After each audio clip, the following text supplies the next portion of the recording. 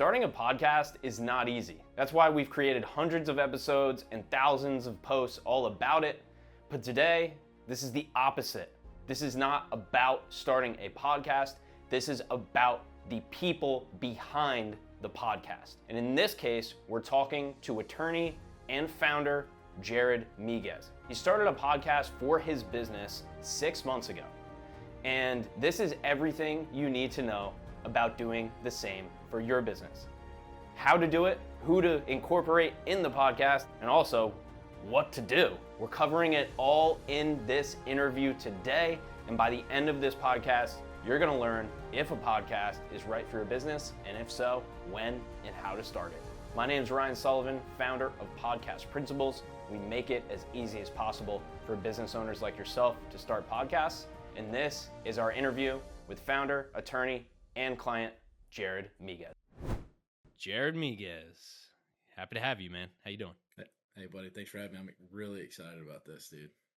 This is a long time coming. So as they got in the intro, a little bit of the background, but we're going to unpack the full story over the next 30 minutes. For business owners who are tuning in, you want to listen in because this is the angle for starting a podcast. So Jared's going to go through that. Full transparency. He is a client of Podcast Principles as well. But that's not the full focus today. What I want to really get into, Jared, is let's start with this. Why a podcast? We will fill in all of the details as we go in terms of who you are and what you guys do. But what was the spark for your podcast originally for you and the business? Yeah. Just a little bit of context. We're a law firm and title company, and we've been up for 2 years. So a lot of people don't expect a law firm and a title company to necessarily have a podcast. But, our entire purpose of our organization is to promote the people that we do business with and create an environment where they can succeed. And so, being that we like video marketing for our firm, and we did a lot of just short form stuff for social, podcast was a way for us to highlight our clients. And as a law firm, the more productive our clients are, the more they grow, the more opportunities they have for us to service them as lawyers. And so our podcast is extension of our purpose, is to create an environment where our clients can succeed. And we give them the tool of video content through our podcast by giving them the long form to go show their clients, but also the short form that they can post on social. And why is video important? Because we don't have to do all this right here. We could just say, podcast is just audio, and just call it a day. But why is the video so important? Oh man, I think, you got it. It's part of the culture and the branding and the vibe. I mean, like if you watch my video, I tell all my clients this, like if you come to my firm, it's because you want to work with the person that I am, the values that we have. You know what you're going to get when you walk in the door, right? There's no secret. So you're not going to walk in and expect like books on the wall and a nice red carpet and a lawyer in a 3-piece suit if you walk into my firm. Like, it's just not who we are. And you know that before you walk in the door because you can see our social content and know what kind of people that we are and the type of business that we run. And so I think that content on social media is a way for you to attract your ideal client, right? And you speak to them directly through your content, get more people that you want to be around on your podcast so that they can share the content with their friends and family who are going to most likely be more like them, those people I want to be around. And so it just kind of expands my network and attracts the people to me that I want to do business with, and hopefully keeps the people that I don't want to do business from coming in my door at all, so I don't have to go through the pain of process of figuring out whether we're going to enjoy doing business together or not. Do you think, is there a certain way that you would expect a law firm to be? And are you guys kind of breaking the mold in a way? Like, how do you look at that? Do you look at other firms and you're like, oh, I don't want to be like them? Or do you guys really just stay in your own lane that you're really focused on? There's that concept of not wanting to hire somebody who has bad habits. I'm a perfect example of that. I've never worked at a law firm other than the firm that I was at before and the firm that I'm at now. And so I'm somewhat hard headed. I mean, I like to do things my own way. I like rules, but I don't like dumb rules. And so I felt like if I went to school for as long as I did and put in the effort that I did, I could kind of make some of the rules myself. And so, being a long-haired casual attorney was something that I wanted to do, and it so happened that some other people felt similar. They just didn't have the courage to do it. So me and my partners created a culture and a space for people to be that way. And so I think that before I maybe started in my market, that people thought that you couldn't do what we do as lawyers. But I think we're kind of setting the bar a little bit for the culture that we have here. People walk in our office, they know that they're going to get a more laid back, approachable feel. And I think in 2024, going into 2025, that's what people want.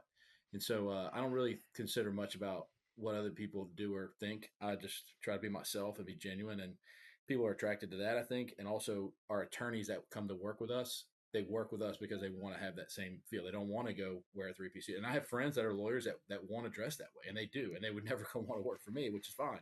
Similar to our clients, I'm happy for those guys to go have their own practice because I can be different than them and attract different people. Yeah, I'm with you, man.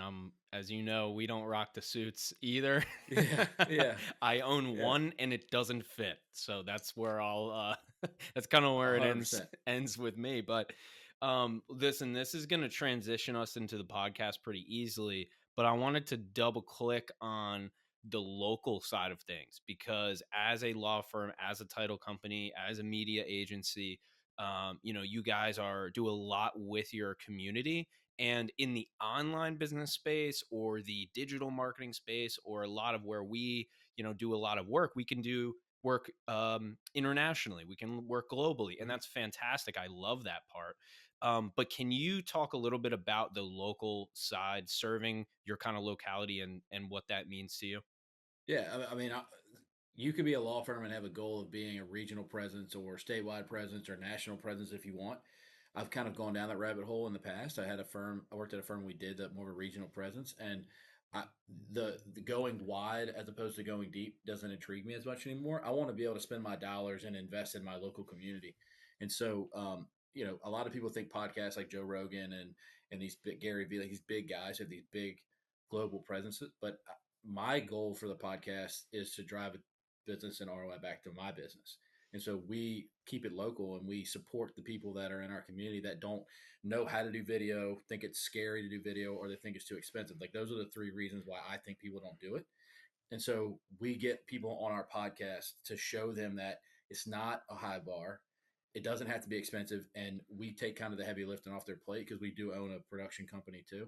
And so, we're focused on local and driving ROI back to our business. So you and I have talked about, because you coach our team, and we've talked about how and why we exist. And we've kind of thought about raising money and trying to make money on our podcast. But really, the podcast is just a lead generator back to our firm, and it working. People in our community know who we are, because of the fact that we do so much volume on video, and because we promote our clients in our community. And so I think you can make a big impact on your local community doing podcasts. And if you if your intention is to support the business that you have, podcasting drives so much work back to your firm if you can promote and support the people that you have on your podcast. Yeah, so we'll get deeper into the podcast and the Arena Collective and the exactly what you guys do, but what you're talking about is something that this is a lot of businesses, especially the more successful you are, I think the less you think about this too, which is there is internal culture, right? And then there's the external culture and what you're portraying, right? And it's brand, right? Like marketing is not branding. They're two different things. And Mm. so I mean, this is very my a small knowledge of how the legal industry works, but I know it can be very competitive. It can be very brutal if you're coming into it, Yeah. from from a paralegal and then working your way up. And so a lot of firms are like very cutthroat in recruiting. This happens too, right? It's not just law. There's so many industries, finance, you name it. And so I think it's that much more important to put out have a culture internally and then also have it externally. And I think that's what you guys have done such a good job of with the podcast is you can tell, like you said before, your values then spread through the business, but then you're also empowering the people that work with you to be on the podcast too Mm. and work Yeah. on the podcast. So your internal matches the external, if you kind of see what I'm trying to say. Yeah, I mean, we treat our employees like they're our clients. Like we tell them, like, what can we do to help you succeed, and we give them every opportunity. Like our big vision is to have the In the Arena podcast be one of the Arena Collective's video shows that we have. But eventually, if one of the other employees wants to have their own show, they can go down their own rabbit hole of maybe interviewing local football coaches or going to all the women's organizations in town and promoting all of them and having conversations with them and give each one of our employees their own platform to tell their story or to attract the type of people that they want to attract to our firm. So, yeah, I mean, we use this. This is just our toes just barely touching the water at this point. Like we plan to do a lot with video, and our podcast and video production is a gateway to so many opportunities within the local community. I love it, man. I love it. So I want to, like I said, we've been kind of, we're gonna dive into the podcast, man. But I really, there's just so much value here in what you guys do, and I really want folks listening, watching to capture it. So, can you talk a little bit about why you are not just a law firm and what the collective nature of the Arena Collective is? Because I think that's such a important point. And this Yeah. is, I'll kind of end this question that's not really a question on this note, which is everything you do as a business or as a brand, it's not set, there's no separation, right? Mm-hmm. It's, you may have these different entities, or we do production and we do strategy and we do this, but it's really an umbrella. And I can tell that that's what you're doing and also trying to do, is create this kind of arena. That's the name of it, but the Arena Collective, which is this umbrella of companies that all serve one main goal and mission, right? And they Yeah. can have their sub goals and missions below. But can you talk a little bit about why you guys are not your standard law firm, and also the collective nature of these different companies that you have? Yeah, our ultimate goal is to invest in real estate and businesses. You know, I don't want to have all my eggs in one basket. I know the law, and I know more specifically real estate. So we have a title company that does about 1,200 real estate deals a year. And then, being that we're lawyers, we have the opportunity to serve other people in other ways. So we do business consulting and we do estate planning work. And so the goal is for us to, again, invest in real estate and invest in businesses. So we support local businesses so we can learn as we go. We make money through that, so we have capital to invest in these opportunities. And so the media company was the first opportunity for us to invest in a business. We don't own that company 100%. Our partner Jonah is the one who, he owns the other 50, and we support him in the way that we can support him through our operations and our business acumen. And then he does the production side. And then we've got 4 other businesses that we own doing similar things. We have operators who operate the business. We just serve as the counsel, and we give them advice and we help them grow. Use our platforms to connect them and get their name out there from a marketing standpoint. And our plan is to continue to do that. And we're actually going to make our first real estate investment soon. And so we're going to be buying properties with people that we do real estate deals with. And so our value add to the community is our business services and our real estate services, and we're going to start investing our capital into those opportunities as they come up. So if you came to me and said, I want you to help me with my business, we can help you and consult you. But if you need capital, we can invest in your business. And if you want us to invest and be a partner with you on that, so you can kind of fall under the collective umbrella and be a part of what we're doing, then we can invest in your company that way too. So, I'm not a traditional lawyer. Like, I honestly, that's probably my weakest, the weakest side of what I do every day. What I do is I have ideas, I solve problems, and I'm good at building relationships. So that's what I do. I have people on my team that are much better lawyers than me that solve people's real legal problems. I just get the opportunity to serve people in another way. This is something that I've been doing with my coach, which is, which I'm seeing with you, is you happen to be a lawyer, Yeah.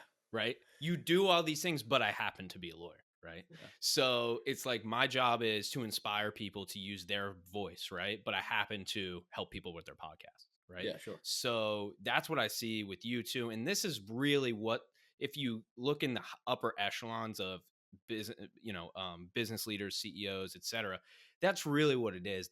They function on purpose. Yeah. And then like the fuel is the purpose. And then they happen to have these titles, right? And so in that vein, this is something that I've asked, I'll do a callback to Shelby's episode for folks listening and watching. 2 episodes actually. If you haven't watched those, definitely check those out if you want the marketing brain, as we know. So this is something I've asked her as well, and I'm curious to know your answer, which is, if you say you have a business leader, CEO, founder, quote, somebody on paper who's successful, right? They're like, yeah, I have my business, I do what I do, but I don't need to create content, I don't need to create social, be on social media, I don't have anything to say, it's all kind of been said, everybody has a podcast. What would your advice be to somebody who um has that mindset, or doesn't really see maybe the value in starting to create content around their business? Yeah. So, dude, I see so many people in business in general get FOMO. And what I mean by that is they'll come to me and say, man, I was just at this mastermind and I heard this person saying this, or I was just at this meeting, I heard this person saying that they do that. Should I do that? How do I get involved in it? How do I do more? How do I do video production? My first question to every one of them is your business creating the life that you want your business to create? Because if your business is already doing that for you, then it's already operating the way you need it to. You don't need to go down the rabbit hole of doing things differently. Enjoy the business you created. But if your business isn't doing what you want it to do for you, marketing and video is a great way for you to grow your business. And so if they say, well, no, I want to grow. Okay, well, the next question is, do you know who your ideal client is? If you don't know who your ideal client is, you don't know what you need to say on social media or on video in order to attract those people to you. So, like, for example, if your client wants to be educated and you post entertaining content, you might get a bunch of clicks on your videos, but you're not getting the ROI because they're not calling you because they're just watching your video moving on. So if your client wants educational content and you create that and you speak to the education that they need, they're going to call you and think of you and they need you.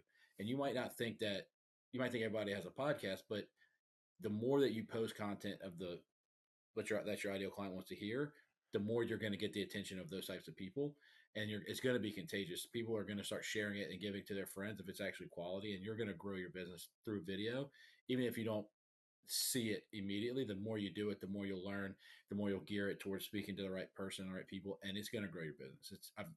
Our video. I mean, our business is a perfect example. There's no arguing that the 200 and 500 unique short form videos and the 40 podcast episodes we put out there have not helped us get where we're going. Like, there's no way we'd be here without it. I love it, man.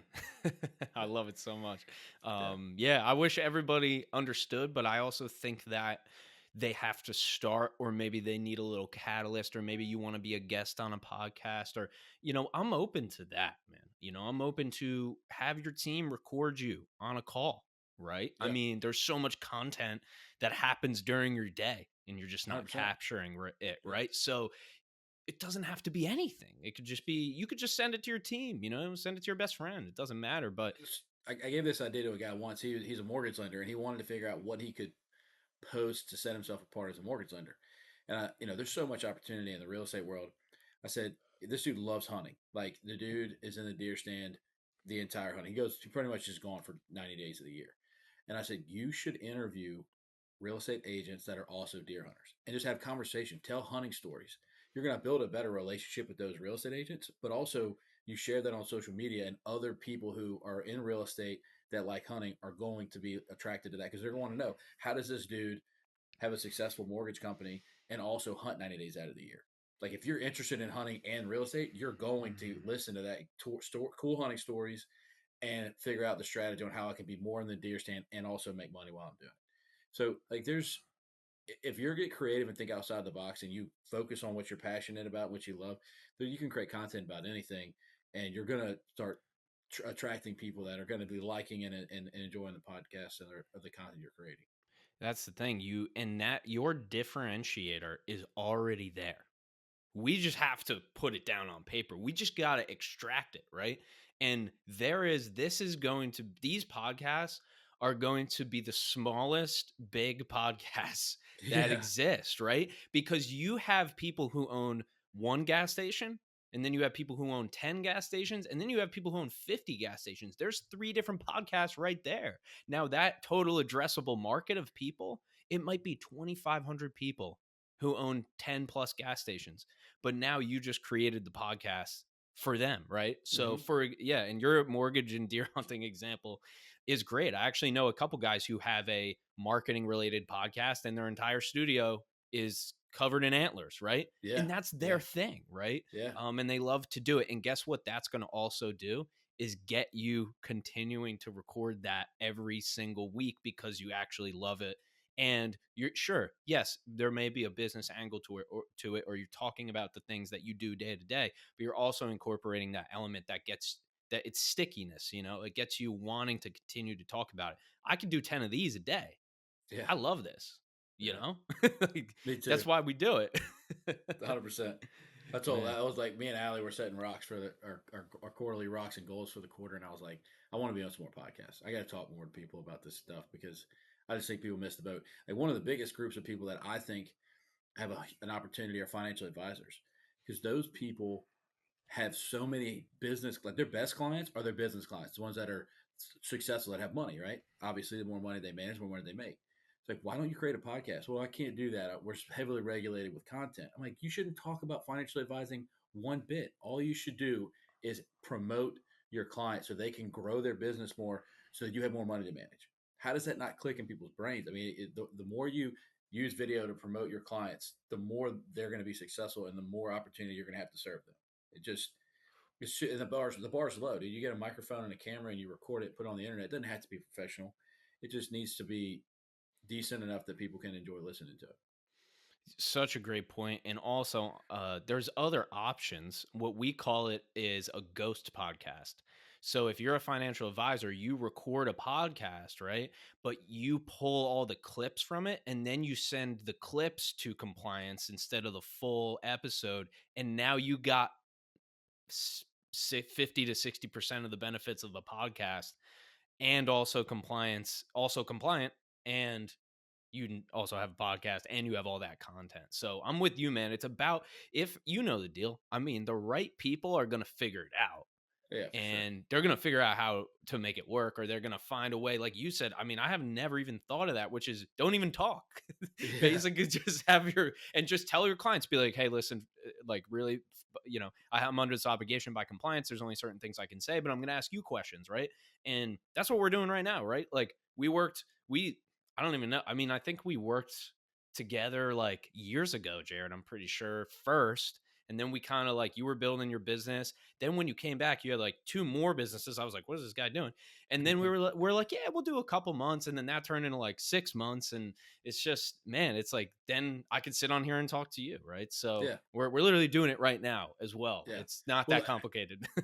and the process that y'all put us through was so simple. I mean, like you just have to focus on 3 or 4 things, create a system around that, and then just got to get to work. Right. Once you have a little bit of an intention and you get some content put out there, I think people will get wrapped up in wanting to have it exactly perfect. Something that's going to take 3 episodes and take off, and you'll be, on the top 10 podcasts in the world. That's just not realistic. I think that Joe Rogan's podcast didn't hit until like episode 80 or something. It's like you got to just take some steps and get some reps in before you can figure even out what people want, what people like, and what you enjoy doing, right? How you can do this for a long period of time. You told me yesterday that your podcast has changed like 3 times. Like every 2 years, it kind of shifts. And so, yeah, like somebody told me this one time, the habits that you have now that got you where you're at are not going to be the habits that get you to where you're going. But you got to start in order for you to just to figure out what habits you need to change and how you're going to get where you're going. Yeah, it's so true. And we're very close to unpacking your exact podcast, because people who've been listening, watching this whole time probably will want to know. Before we get into it, last question before that is, why did you hire help for your podcast? Why did you hire an outside company, quote unquote, for your podcast to, for you and your team? Because a lot of times in business, I've also heard this thrown around, which I push back on a lot, which is outside vendors. They just want your money. They don't understand your business. They don't understand your client. They don't understand. They just went there for a retainer. And I've hired so many outside people. It's Yeah. not even funny. And it's literally gotten to me to where I am today. But I want to know from your side, Jared, like, why did you hire help for the podcast? And then ultimately, what did that do for you? Yeah, dude, I'm a lawyer. I'm not a video guy. I'm not a content creator. I'm not a, I don't. I don't try to go and fix the roof on my house. I like to have somebody come and do it for me. I like having outside people consult me and teach me. Right. I have a personal business coach. I have a fitness coach. When I'm looking to improve something in my life or to add something in my life, I want an expert to come and teach me. And that's part of the intriguing thing about what y'all do is that it was very practical and hands on. Like we sat down and y'all started working. Like y'all gave me things and homework, and we started working. I mean, again, I've had a lot of coaches in my life, and some of them are good, some of them were not as strong. Y'all came in and gave us tangible things to walk away with, and we started moving forward. I mean, we started working with you 6 months ago, and we had a podcast 2 months into it, right? Like we were taking actionable steps to get where we were going. And so, I mean, if you've been burned by a couple of consultants, it's probably your fault for not knowing how to pick a good consultant and hold them accountable to the expectations that you set, right? I mean, it's important to make sure that you have clear expectations with people and able to have hard conversations. But no, I'm always I have, like I said, I have several people that consult me. I have a spiritual coach who's a priest in the community. I have a business coach who helps me mentally. We have financial people from the outside that come in and consult us on our books. And so it was a no brainer for me to say, okay, who's the expert at helping people create podcasts? I'm going to go pull on them so they can teach me something so I don't have to go through all the heartache and a struggle of figuring out myself. They can teach me what I need to know. We can get rolling faster that way. So I think that that's complete BS to say that consultants are always trying to have a dollar. I mean, you have to run a business too. You have goals.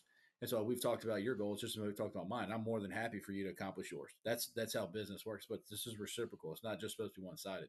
So, no, I mean, it's very easy for me to decide if I'm going to pull the trigger on a consultant. You can tell quickly whether you're going to jive with them, and you have to have enough self awareness to know what you need. But outside third party consultants can help improve your life so much faster than if you try to figure it out yourself. Yeah, they can't. They don't have any of the limiting beliefs too, which I think is a big one. Where they don't see any of those barriers that you see because you've been in this game. Or like, well, we're lawyers, so we can't do this, or we have compliance, so we can't do that.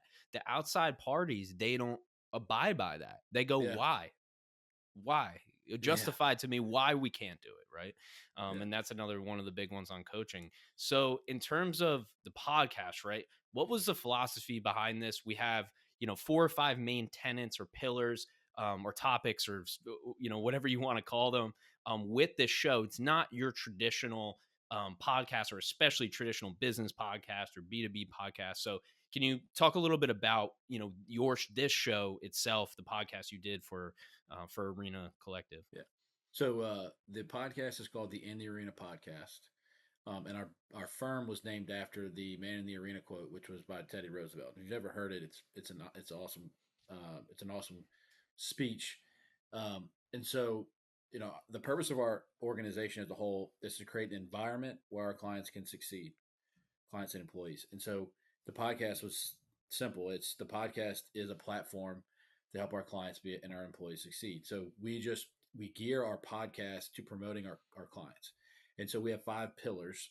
So one is media. So we interview local media from the area that help promote businesses through video or through magazine ads or photography, and like helping them get their name out in our community to know what they do for our community. Secondly, we do community episodes where nonprofits or business leaders come on and talk about how they're making an impact on the community. Third is we have real estate professionals, so commercial real and residential real estate people in the community that are making an impact on real estate, just local businesses in general, because there are some pretty incredible businesses in Southeast Louisiana. We just want people to know about them. And then the fifth pillar, which is my favorite pillar, are our military episodes. So we promote veteran owned businesses in our area. So we talk about and honor the stories of the military veterans that live here. We talk about the lessons that they've learned while they were in the military and how those lessons have impacted what they're doing today. And so it helps our local military business owners to be able to promote themselves, but also people that are currently in the military. Our objective is to let them know that there is life outside of the military. One of the biggest things you hear from our military is how hard it was to transition out. And we want to let people know that there are opportunities. We've got insurance agents, roofers, consultants, people who started a business right when they got done with the military, people who took years to figure it out. And so that pillar is near and dear to my heart. I love serving our military community. And so those are our 5 pillars, but it's all focused on our local community. All of the people we interview are local, and promoting them, and then taking the information that they have and gearing the conversation on how we can teach business owners in our community how to be better business owners. So our ideal client, I mean, our ideal audience member, local business owners, and our ideal guest is just people in the community that are making an impact so that we can share their story and help other people in our community become better business people. Sells itself, man. It really does. I love the mission. That's what I'm about. Purpose, mission, and obviously inspiration and giving people voices. That's what we do, and that's in turn what you Yeah. guys are doing. Looking at this 40 plus episodes in now, been working on a podcast for 6 to 12 months. You got it out there. You're cooking. You're releasing episodes. What is it like now to have it actually out in the public and where people are sharing the episodes and Yeah. listening in? I mean, look, we're not getting we're not getting millions of views on our podcast, but I get people in the local community that are text messaging me and saying, I really enjoy your content. And that means the world to me. I mean, it means that I'm making an impact on the community. People are enjoying what we're saying and what we're doing. And then the people who come here that interview with us, and then to be so thankful that they can have their episodes to be able to share with their family and friends is important to me too. So, I mean, it's been really awesome to see the impact that we're making, even if there's not a huge impact yet, because we will get there. It is already making a difference. And one of the things that I learned quickly, or not quickly, over the year, I went back and thought about how and the questions we were asking, and I realized I'm not asking questions that would educate my ideal client. I'm just generally speaking. So we had a guy on the other day who sold a business in Australia, moved to New Orleans. It's a great episode. His name's Aussie Steve, what everybody calls him. And he talked about it was business and real estate and how he's adding value to the local community. And we asked very pointed questions about his family and who he is, but also about how he grew a business in Australia, sold that business, and how he's gotten into real estate. And we geared the questions very specifically towards our ideal client. So now, as opposed to when we started, way more intentional about the questions that we're asking and way more purposeful and trying to drive back to our vision, our purpose of teaching the community about the businesses and how to be better business people. And so now I feel way more confident going into 2025 about what we're going to say and how we're going to say it. And again, it just took reps and it took time for me to learn how to do that. And I can't wait to see. We're going to do 4 episodes a month. We're going to have, what is that, 48 episodes on our podcast going out next year. And I'm fired up to see who we talk to and what happens with the content as we go through it. What would your advice be to that business owner who is saying, "Hey, I have this podcast idea, not sure how to execute, or I don't know when, or I don't know if people are going to listen, or any of those questions that pop up when you're putting this together?" What would your advice be?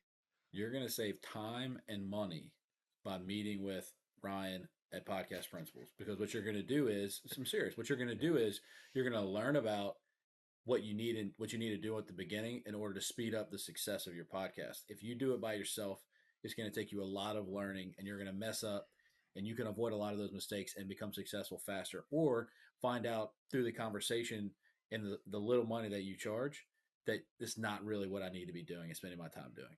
And so, I mean, the first thing you do is you got to have a plan. You got to be intentional. You got to have structure, and you got to meet with people who know what they're doing and have the experience doing it. So, I mean, the first thing I'd say is call you guys. The second thing is really think long and hard about what your values are and who your ideal client is before you even get started. Because if you just start talking and you don't have intention behind it, it's not going to be, it's not going to go anywhere. It's not going to work. You have to be intentional about it.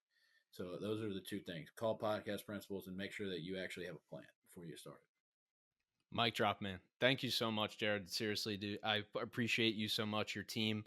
Before we get to where people can find you, is there any other, closing thoughts, closing wisdom, any other advice or anything, man, to wrap up Yeah. the episode? No pressure, but if there's anything you want to leave them with, I'm going to give you the floor for it, brother. Yeah. I mean, if you're a business owner or you're a real estate investor, you have to build a relationship with an attorney.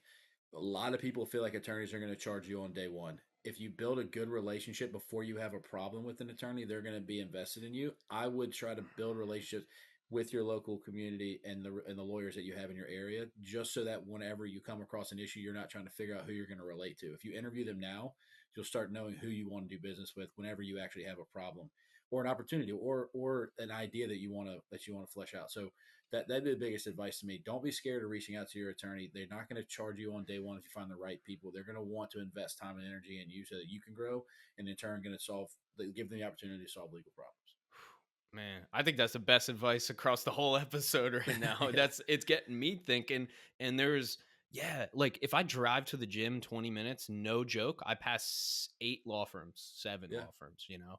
Yeah. And then you're like, yeah, but who do I hey, start, do a podcast, I mean, walk in, give somebody a phone call, but it's so key what you just said and for business in general too.